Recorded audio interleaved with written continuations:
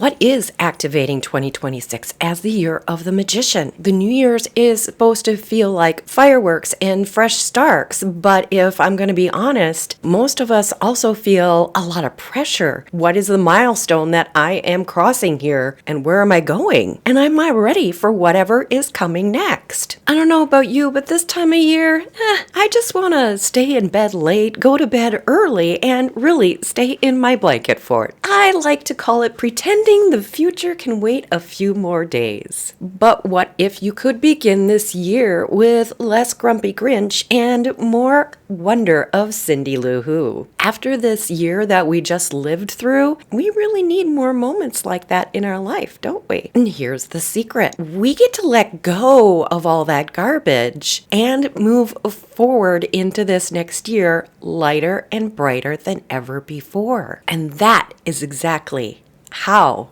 those moments find us. Hi, I'm Beth Hansen, True Sidereal Astrologer, and I help shiny people like you weave the magic of the stars with the power of Mother Earth. And I'm here to teach you all about the true astronomical placements of the planets and how they are on the backdrop of the constellations. Not like your grandmother's zodiac. This is the real sky, the true placements. And that means real magic. So stay with me, because you know who's guiding this journey? The goddess Diana the Huntress. And she is not letting you or me walk this journey alone. Welcome to the year of the magician. 2026 is going to be epic. It's absolutely not a quiet year. This is not a hermit year like last year was the year of the Hermit.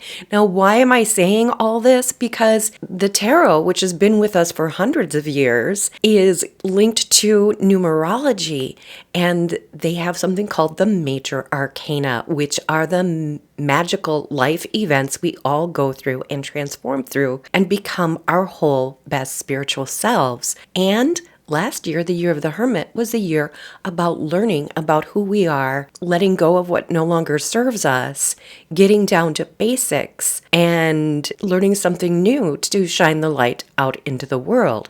Well, guess what we're doing now? We are becoming the magician. We are taking spiritual energy, bringing it down to Mother Earth, and blending that with all of the elements around us to create and be a co-creator with the divine. Because when you look at the math of 2 + 2 + 6, well, that adds up to 10. The year of the magician is number 1 in the major arcana. This is where all 5 elements come together.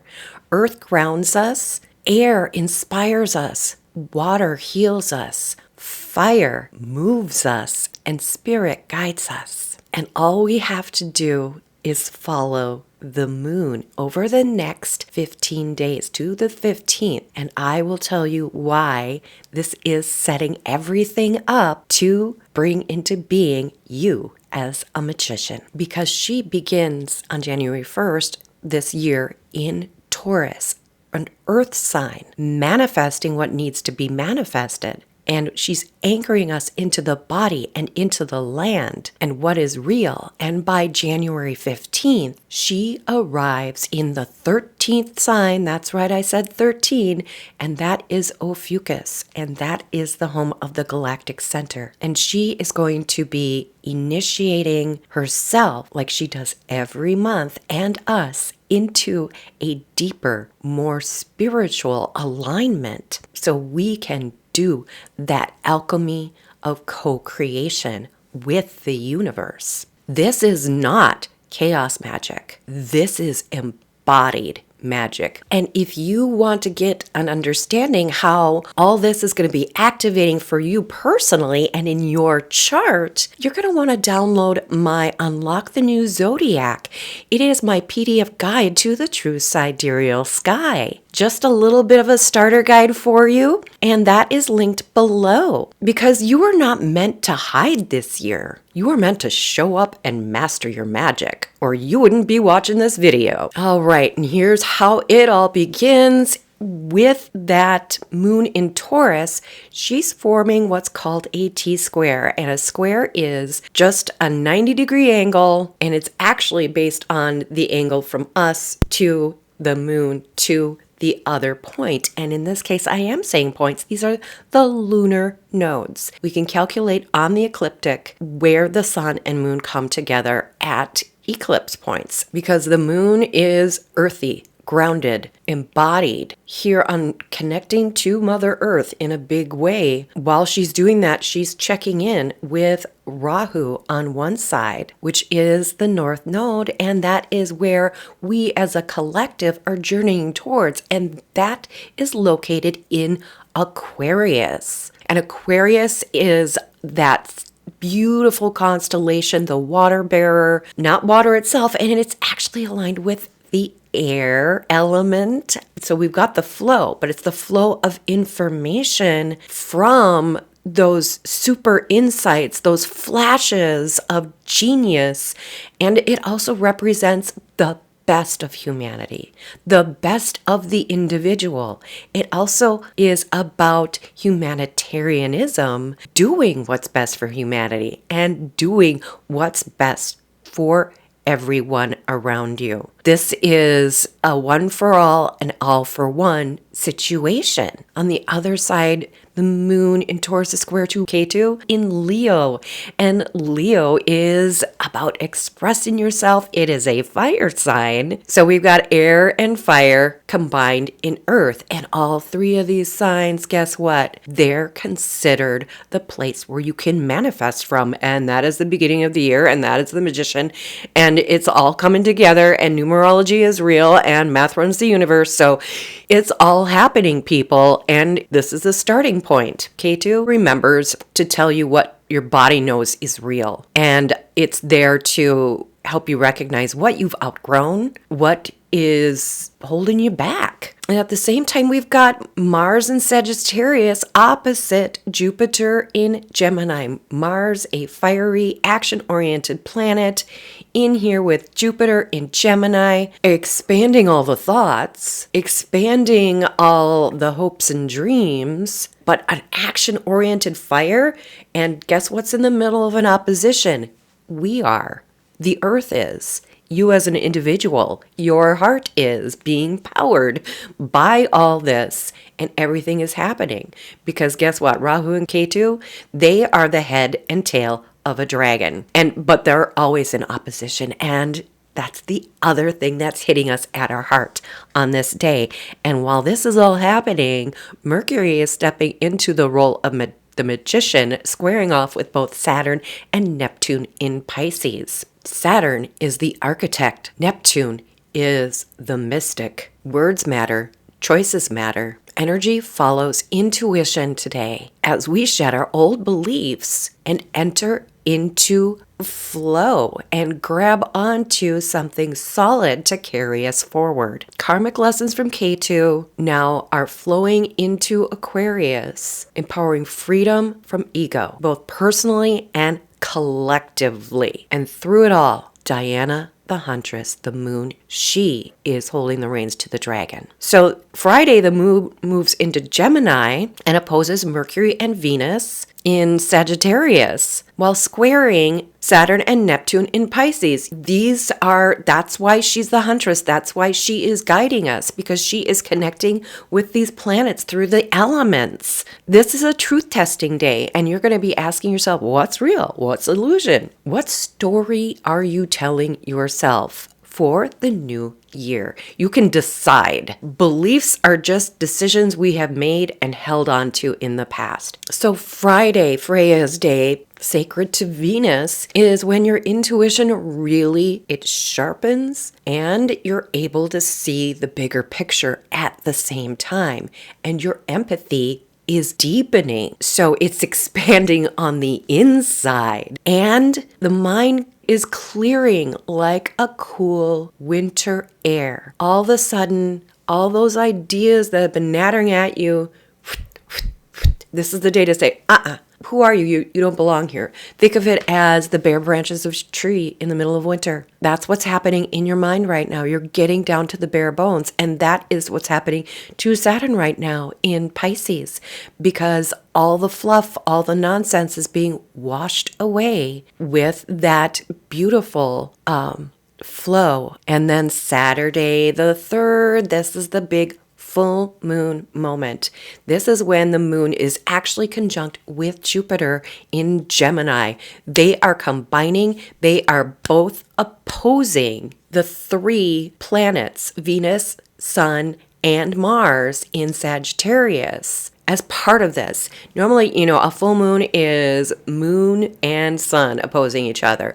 Well, we've got these other planets involved, including the big kahuna himself, Jupiter. And that's because this moon is a philosophical crossroad, and you may feel the pull to speak, to teach, share, or commit to a direction. That's all that a resolution is. You are resolved to do the thing. It is not the goal itself. You are just aligning yourself in strong resolution, in strong commitment. And this is something that feels bigger than you. That's why Jupiter's there. He expands everything. You are more powerful than you can possibly imagine this year. And all you have to do is follow the moon step by step, and she'll be guiding you every single day. Because the universe is asking you right now to choose alignment over the past, over the certainty of what is known, and be ready to say yes to what is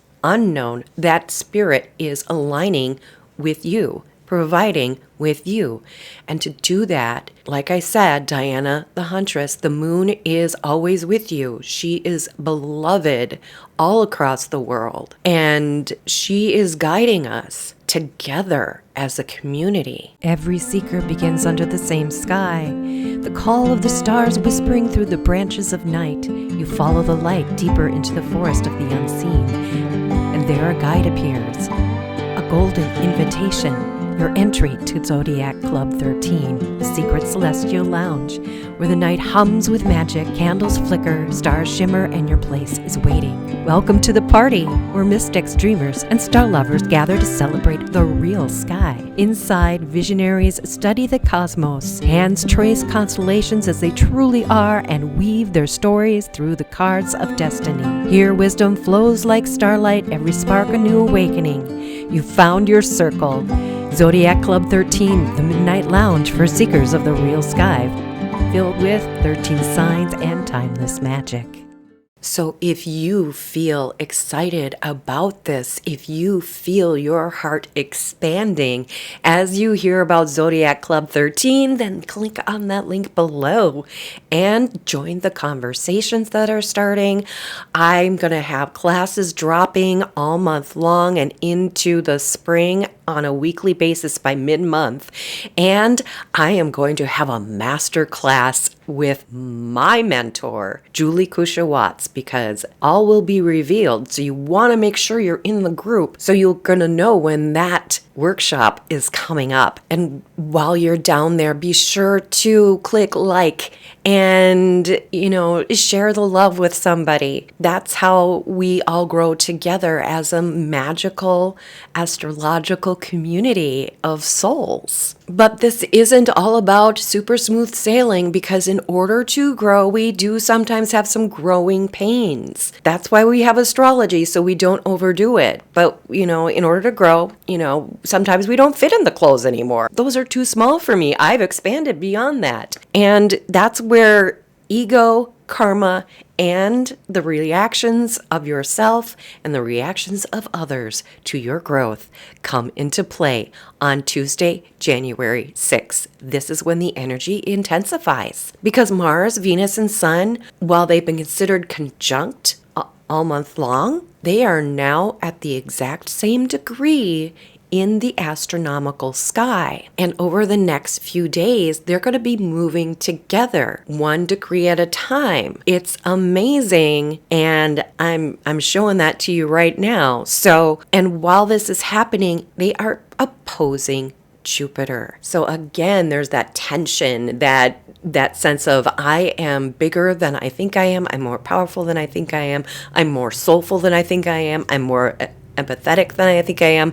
My values, my ability to create and manifest is bigger than I've ever thought I could before. And Pluto in Capricorn and Neptune in Pisces trigger a yod to the moon for just a few hours on this day. But it's a powerful one because the moon is in Leo and that's its point of contact. And guess what? The moon is also on Regulus that day. And Diana, the moon, is also squared Uranus in Taurus, bringing in that other outer planet.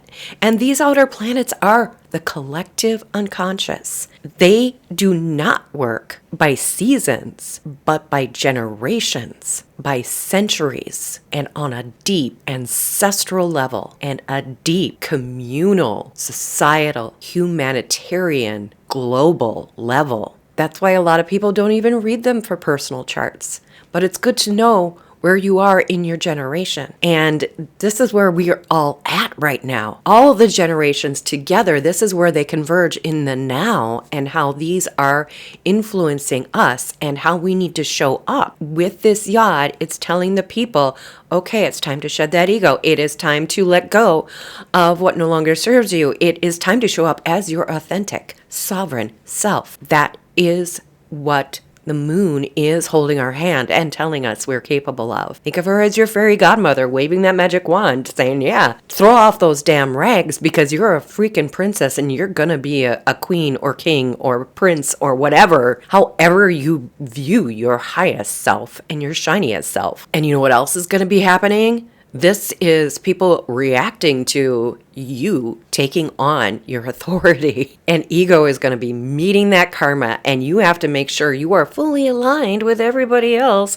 to make sure you're doing it from a place of soulfulness, of heart, of caring. Because those old patterns that you have such a hard problem shedding a few days ago, that you like, oh, I don't know if I can reprogram myself. I don't know if I can make that decision. Just let them crack. Let them fall away like dust and let them fall to Mother Earth and become the compost they need to be. And you may see that personally, but you're definitely going to see that shake up collectively, and there might be a little bit of a shake up.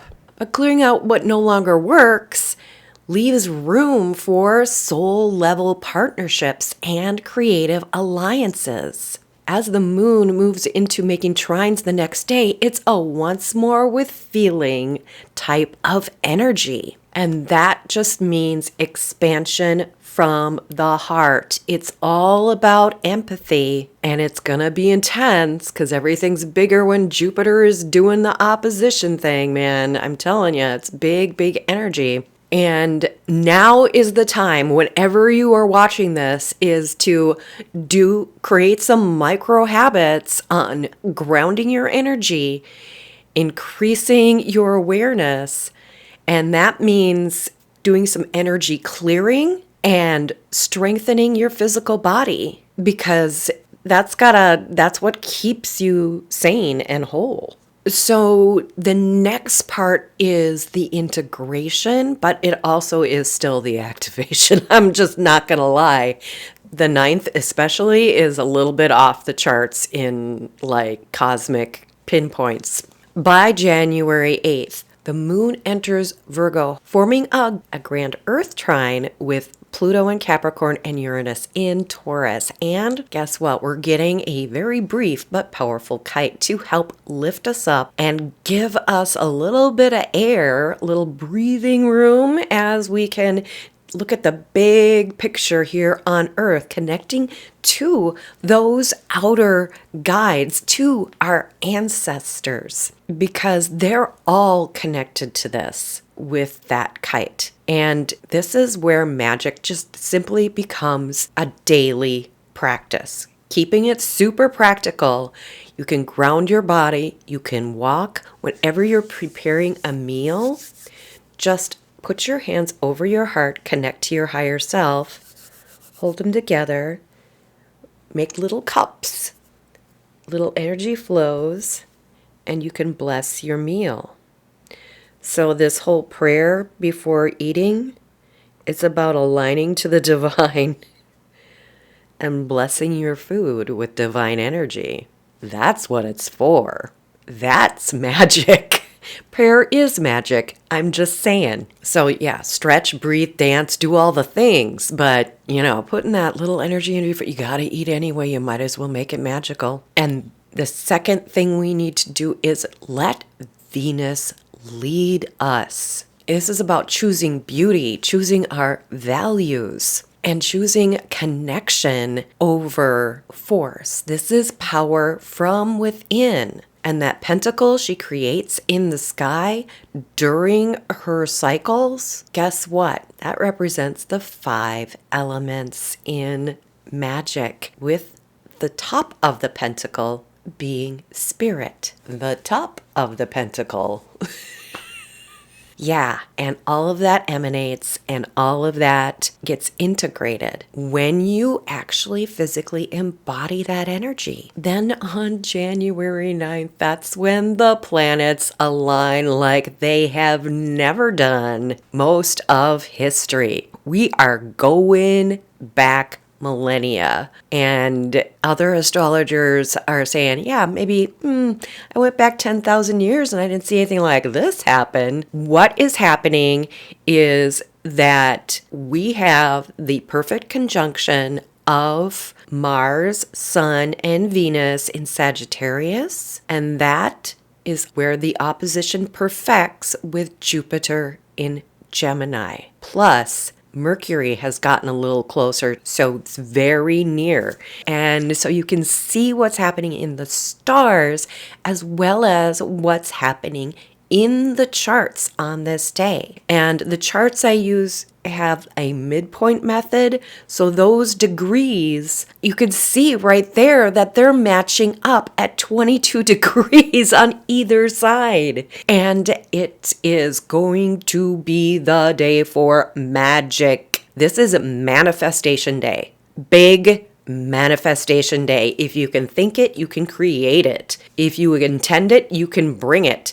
And all those personal planets that are in there are online. Okay? So, because our moon is still in Virgo, and that's bringing that grounded energy of creation, of improvement at this time. It is Saturday the 10th. That's when the last quarter moon in Virgo happens. So the moon is square all those planets, and they're starting to separate. And you know what's happening? So Venus is in the driver's seat for these personal planets, with Grandmother Moon looking on from Great Mother Goddess energy in Virgo, tapping on everybody's shoulders saying, hey, this magic bus better be going somewhere. So set up what you need to create.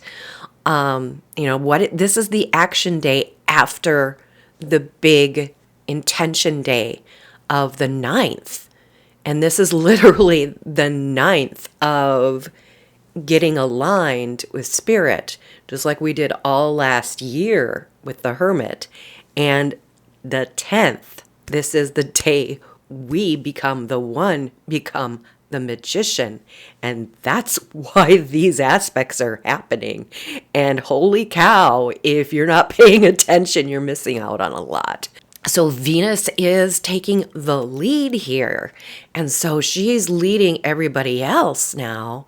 And Grandmother Moon, Fairy Godmother, Grandmother Moon, whatever you want to call her, Diana the Huntress, is taking aim on each and every one of us. This is where this is where the manifestation hits the pavement.